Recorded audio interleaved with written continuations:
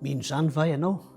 Verimberina mandrakariva izany fanontaniana izany izay fampietreretana sady antso ihany koa mba ahafahantsika mandroso amin'ilay fifoazam-panahy.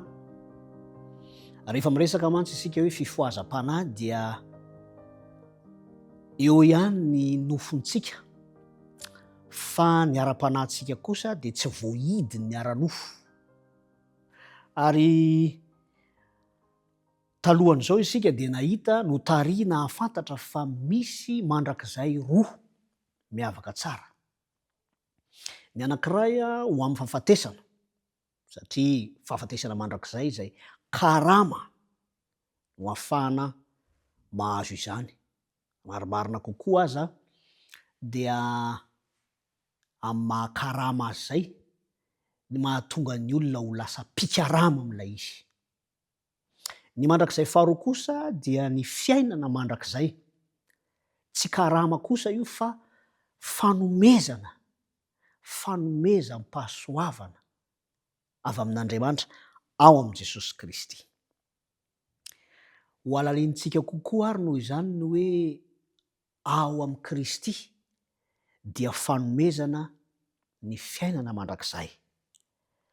Efa nambara tany aloha fa ny zoananantsika hahalala io mandrakizay io dia manome antsika andraikitra hino ny fanambarana izay ataon'Andriamanitra. Koa hijery fanambarana iray isika ny amin'ity hoe ao amin'i Kristy ity. Romanina 9:9-10 izay mivaky toy izao amin'ny anaran'i Jesosy Kristy. Ny fanahy dia miara-milaza amin'ny fanahintsika fa zanak'Andriamanitra isika. Fanahy izay Andriamanitra, satria Andriamanitra dia fanahy. Jaona 4:4-7. Fantatr'Andriamanitra fa ilaintsika ity fanambarana ity. Mbola betsaka moa ny fanambarana zany mifanaraka amin'ny mandrakizay. Dia mahare zany isika ary tsy voazaona hainoantsika an'izany fa mbola ao koa ilay anankiray manao hoe endre manahoana ny fitiavana nasehon'iray ho antsika dia nientsoina antsika hoe zanak'Andriamanitra, sady izany tokoa isika. Tsy hanam-potoana hanamariana an'ilay fanambarana io tsika hoe sady izany tokoa, fa andeha hamafisina fotsiny aloha hoe nanao fanambarana Andriamanitra tsy indray mandeha, milaza fa zanak'Andriamanitra ianao, zanak'Andriamanitra isika. Petraka sady mifanontaniana hoe mino an'izany ve ianao? Satria na roviana no mipetraka sy mitoetra izany mahazanak'Andriamanitra izany dia misaina arak'izany, mandeha arak'izany ihany koa isika.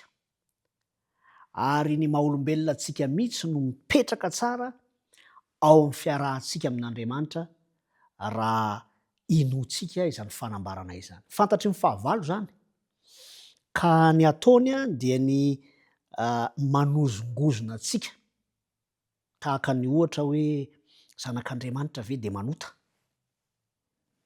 Zanak'Andriamanitra ve dia manao an'izao?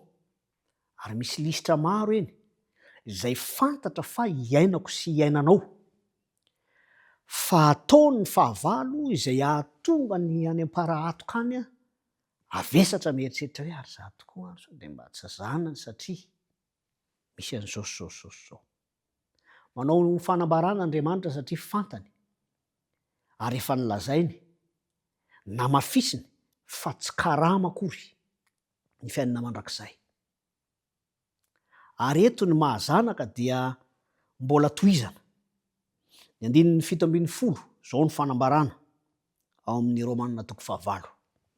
Ary zanaka dia mpandova.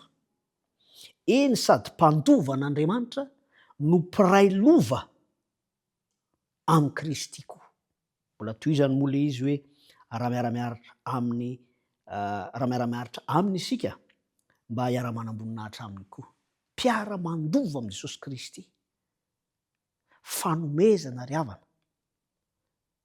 ny fiainana mandrakizay, ary omena satria lova omena ny zanaka zay mpandova fa mifanontaniana mipetraka de mino izany va ianao, inonao ve fa zanaka ianao.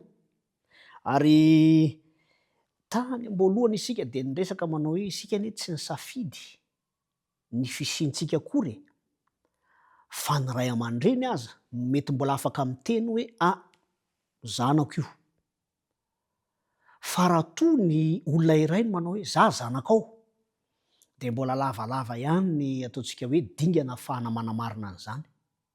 Ka eto dia ilay Andriamanitra zay namorona ahy namorona anao ary nanome ny fahalalana sy ny fahafahana mahatakatra ny mandrakizay zay omaniny efa nomaniny no milaza manao hoe zanako ianao. Mino zany ary va ianao zay manaraka izao dinidinika izao, satria raha zanaka dia mpandova ary tsy vitany hoe mpandova fa mpiray lova am' Jesosy Kristy, ao am' Kristy, mpiray lova aminy, tsy zavatra noforonina akory zany, tsy zavatra natao hoe etaeta lalina fotsiny fa fanambarana zay ataon'Andriamanitra, révélation.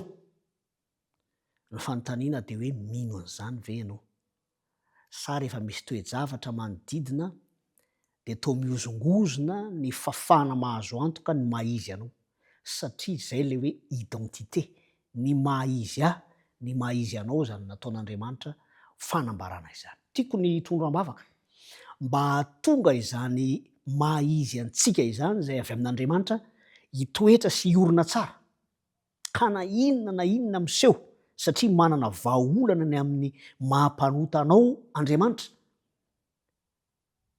Ilay Andriamanitra zay manao izany fanambarana izany dia antsoina ianao mba ino io fanambarana io.